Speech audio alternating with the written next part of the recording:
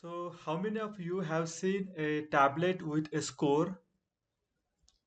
The score can be used to facilitate the splitting of a tablet into fractions when less than a full tablet is desired for a dose. Although there are no standards or regulatory requirements that specifically address the scoring of a tablet, the regulatory agency recognizes the need for consistent scoring because the consistent scoring ensures that the patient is able to adjust the dose by splitting the tablet. Hello and welcome. This is Bhaskar Napte from Pharma Growth Hub, and in this video we will discuss the study required in case of a tablet formulation with a scoring, especially for the US market. I am on the mission to help pharma professionals get absolute clarity on various technical aspects just like this one.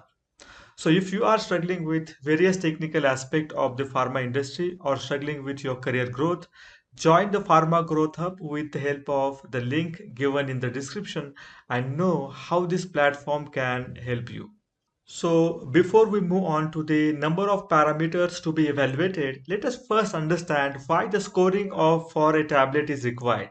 And you can see in the images over here that this tablet has a one scoring or this second tablet has a two different scoring. So what is the purpose of having a scoring for a tablet?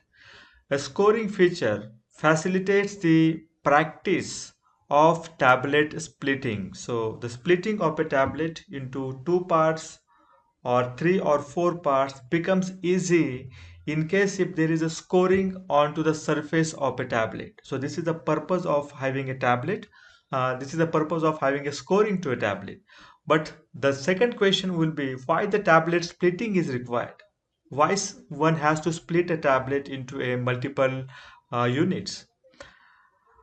The answer to this question is what? Sometimes the tablet may not be taken whole. You may have to divide the tablet into a half, and then the half portion is suitable for a consumption at that particular time. So to facilitate the splitting of the tablet into fractions when less than a full tablet is desired for a dose.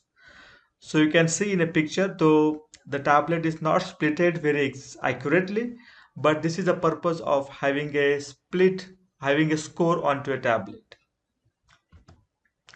So what are the issues associated with the tablet splitting? Now to understand what parameters has to be studied or evaluated, first you must understand what are the issues associated, and to sort out those issues, to address those issues, you can easily understand the parameters to be evaluated. So these are the number of issues which one may face in case of the scoring. So variation in the unit content. You must have seen in the previous figure over here. Let us take an example of this one, the middle figure. So do you think that this splitting of the tablet has happened accurately? Let us talk about this third or the first figure where the tablet has been broken into three different pieces. So what do you think? Whether these pieces have been formed in uniform way? Certainly not. So this could be the issue that the unit content can get different, can get different because of the splitting. The weight loss during splitting. So while you are splitting a tablet, there can be chance that the sum of the content of the tablet can get lost. Disintegration or dissolution change. As you are breaking the dosage unit, the disintegration or very importantly the dissolution pattern may get changed. The friability is very much associated with the breaking of a tablet. So the moment you split a tablet into two pieces, the friability can be lost. I mean, you can have the higher values for the friability. The stability is also another important point because as the tablet has been taken out of the packaging material, the container closure system's integrity has been lost. So the tablet is in direct contact with the environment, and because of that, the stability may be at the risk. The dose accuracy. So in case if the tablet is not splitted into uniform units, you may end up consuming either higher or the lower content of the dosage form or the drug content, and hence the dose accuracy may be at the stake. If the dose accuracy gets changed or varied, if the dissolution is getting changed or varied, then the absorption will also be at the risk. So these are the parameters or issues associated with the splitting of a tablet. Having understood these important issues associated with this tablet splitting, let us now understand what are the guidance provided by the US FDA. So the split tablet portion, so if you split a tablet into two different portions, so both of this portion should meet the same finished product testing requirements as for a whole tablet product with equivalent strength. That means that in case if you have set specification for a whole tablet, unsplitted tablet, the similar specification must also be applicable for the split portion of the tablet. So there will be no different in the specification for the split portion of the tablet. This is the first important point you must note. The assessment should be undertaken on both tablets that are split non-mechanically. I mean by using the hand. You can see in the picture 1, the tablet has been splitted with the help of the hand, that is manually, and mechanically with the help of a tablet splitter, that is in the second diagram. So irrespective of what tools that you are using to split a tablet, right, you have to understand the impact of the splitting. So someone can use hand for splitting of the tablet, or someone can use the tablet splitter that is unknown to the manufacturer. So manufacturer should assess this tablet splitting with both the ways, by splitting with the hand or by splitting with the help of tablet splitter. The third point is very important: modified release products for which the control of drug release can be compromised by tablet splitting should not have a scoring feature. See, in most of the modified release dosage forms, the intact integrity of the tablet have a great importance in terms of its dissolution. The moment the tablets gets broken, what do you think about the rate of dissolution? I'm talking about the modified release dosage form. It will have a little impact onto the immediate release dosage form, but it can have a significant impact onto the modified release dosage form's dissolution release. And for that reason, if you think that probably the splitting of a tablet is compromising the rate of release for a modified release product, then why manufacturer should have a scoring feature on a tablet? Otherwise, this will also be considered as the tablet can be splitted into multiple portions. So to avoid this non-convenience, to avoid this non-conformity, the manufacturer should avoid a scoring feature on a tablet, especially for the modified release product. So parameters to be studied now. So what are the parameters one has to consider in case if there is a score on a tablet? The first one is loss of mass at the proposed hardness range. See, the hardness is going to challenge the splitting of a tablet. So the higher hardness tablet can difficult to split in a separate portion, or the softer tablets can easily get broken. So the splitting is always related to the hardness. Let us say you have a hardness of a product with certain range, and hence you must study the splitting of this tablet at both the ends. So it is expected to conduct the hardness testing at so not hardness testing but the loss of mass testing on 15 number of dosage units on 15 tablets, right, with the hardness at the end of its limits. Let us say if you have a product with 6 kp to 8 kp hardness. Now this is the range of the your tablet's hardness. So what you are expected to do is you need to conduct the loss of mass on 15 tablets having the hardness around 6 kp. That is your lowest end of the hardness limit. And what is the highest end of the hardness limit? It is 8 kp, right? 8 kp, that's the highest one. So you need to manufacture a tablet with the 8 kp and then conduct the loss of mass testing on 15 tablets. I mean, you need to break the 15 tablets, and during the breaking these 15 tablets, I mean, during the splitting these 15 tablets, some of the portion of the tablet unit may get lost. So understand how much portion has been lost during this splitting process at lowest range of the hardness and also at the highest range of the hardness. So now these are the two important experiments you need to plan. Tablet manufactured with a low hardness, that is 6 kp in this example, and the tablet manufactured with the 8 kp, that is at the high hardness. For example, now this is just for understanding the weight of 15 tablets at 6 kp hardness, which is unsplitted, means before starting the splitting, and you found that the weight of this 15 tablet is 750 milligram. So you splitted this all 15 tablets and you found that the weight is now 735 milligram. So how much is the loss of the weight now? The loss of the weight is 2% or 2.0%. So this meets our requirement of less than 3%. Let us take a second example where the high hardness tablets were manufactured and the weight of 15 tablets. Now what is the high hardness? It is 8 kp if you look at here. It is 8 kp. So the tablet with 8 kp were manufactured and the weight of unsplitted tablet. How many tablets? 15 number of tablets have been noted and it is found to be 752 milligram. So the same 15 tablets were splitted and the weight of those 15 splitted tablets were noted to be 720 milligram. So how much is the percent difference found? 4.25%.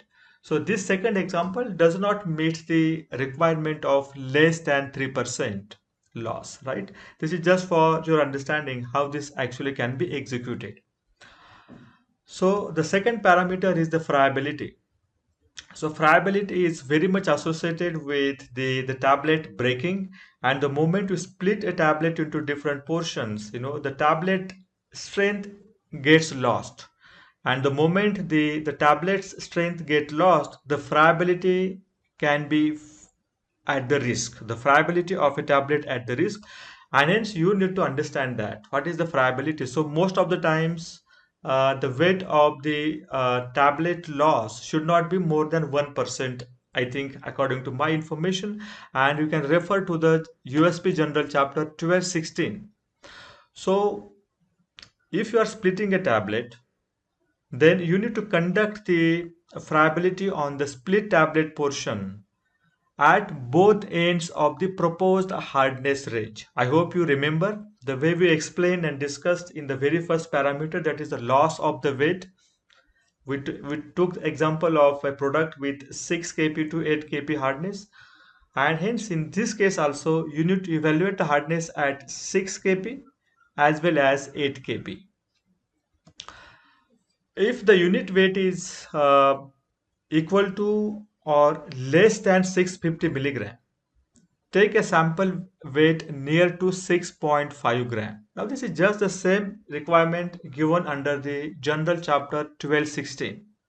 If the unit weight is less than or equal to 650 milligram, take a sample weight near to 6.5 gram. Now here I would like to uh, understand that the unit weight is what? In case of the split tablet, the unit weight is not the whole tablet weight, but it is the split tablet weight. So if you make a tablet into a two different portion, so the weight of one portion will be recognized as a unit weight. I hope you understand that. And if the unit weight is greater than 650 milligram, then take a sample of 10 whole units. So let us take an example again. And this is the first example. So in this case, I have a tablet weight with 100 milligram. That is the unit weight of the full tablet. And if I break this tablet into two different portions, ideally I must get how much unit weight for now for one portion. It must be around 50 milligram. So what will be the requirement? How much weight I must take now? So I need to take 6.5 gram of the tablet weight in case of full tablet and even in case of split tablet. So this is the first example. Let us take the second example. In this case now, the unit weight is for full tablet, it is 1000 milligram. So the full tablet weight, unsplitted tablet is having 1000 milligram weight. And when I split this tablet into two equal portion, what is the expected weight now? It is 500 milligram. So 500 milligram becomes the unit weight for the split tablet. So relate now this situation with the the requirement. Sorry.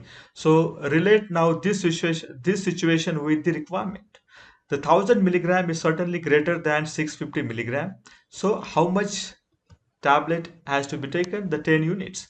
But look at here now, this 500 milligram is not greater than 650 milligram. And how much weight of the split tablet has to be taken? 6.5 gram. So this is a little difference between when you are conducting the friability for full tablet or for the split tablet.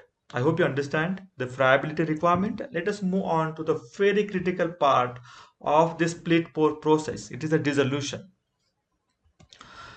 So the dissolution must be generated on a minimum of 12 split units. You need to split the tablet into a, let us say, in two portions. So you need to have the 12 split units. So how you are going to generate this 12 split unit? It is expected that you are going to break the 12 tablets. And out of these 12 tablets, you will collect one split unit from each dosage form. Now, the next important question will be, can I compensate for the label claim over here now? If my label claim of a as such tablet is 100 milligram, now during conducting the dissolution for split unit, I must conduct the label claim of 5050 milligram because I am splitting the whole tablet into a two. So 100 milligram of the label claim now will become 50 milligram. So according to that, you can understand the percent drug release throughout your specification. So in case if it is a IR product, split tablet portion should meet the finished product. FP stand for finished product release spec for dissolution. Right, so your split tablet, once you run the dissolution 112 units, it must meet the specification of the release, uh, it must meet the finished product specification at the release stage. In case if it is a modified release product, right, in case if it is a modified release product and if it is a matrix technology like polymer based product like metformin modified release product containing HPMC, then the first requirement is what? The split tablet portion should meet finished product release spec for the dissolution. So this is the common for IR and MR. The first and foremost is what? Your split tablet should also meet the finished product release specification. In addition to that, in case if it is a modified release product, means it is having a dissolution of multiple time points, maybe at 4 hours, 8 hours and 12 hours, just an example. The second requirement is what? Dissolution should be demonstrated at both ends of the hardness range. I hope you remember we talked this particular requirement during weight loss and also during the friability. So in case if your product is a modified release product, you have to demonstrate that the dissolution is getting complied at the both the ends of the hardness. And the third requirement is what? Dissolution on whole versus split tablet portion should meet the F2 criteria. So when you run the dissolution on as such whole tablet, you have the dissolution profile in your hand and then conduct the dissolution on the split tablet now and then understand what is the release profile, and then calculate the F2. So F2 calculation is required in case of MR product with the matrix technology. So these are the three requirements for the dissolution of the MR product in case if you want to split a tablet. The third category is again the MR product, but using compressed film coated components. Now you must have seen some of the products gets manufactured with the MUPS technology. MUPS means what? Multi-unit particulate system. So you make the multi-units particulate systems, which is also called as a pellets. For example, you must have seen that esomeprazole or omeprazole, they gets manufactured with the MUPS technology. So the formulator will make the pellets of the omeprazole, which is called as, let us say, enteric coated pellets. And then these pellets will be compressed with the help of some cushioning agent, some another diluents in the form of a tablet. So this is the MR product using compressed film coated compounds. So split tablet portion should meet the finished product specification at the release time. This is again common for this category of the product too. And the second requirement is what now? Dissolution profile on pre-compressed beads versus post-compressed whole and split tablet portion should meet similarity factor, that is F2 criteria, to ascertain the integrity of beads during compression. Now this point needs to be understood well. So what you are expected to do, you are expected to run the dissolution for only pellets or the bits before compression. You know that you are going to compress these pellets in the form of a tablet. So before you compress them in the form of the tablet, run the dissolution on only bits or the pellets. So you will generate a release profile for only bits or the pellets. Then you compress the bits or pellets into a tablet form. Now you got the finished product, and then you conduct the release profile again with the help of compressed tablets or the tablet. Then you are going to split the tablet, isn't it? Then run again the dissolution onto the split portion of the tablet. You will have the three release profile. The first one is from as such pre-compressed bits. The second release profile will be from compressed bits, or you can say it is a tablet now.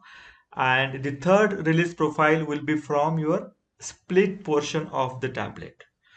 Now, what is your reference release profile out of these three? Your reference out of these three should be taken as a pre-compressed bits, because this is the one which is intact, right? The pellets have not been in, have not been broken because of even the compression process or because of the splitting of the tablet. So then compare this release profile of your compressed bits against the pre-compressed bits and calculate the F2.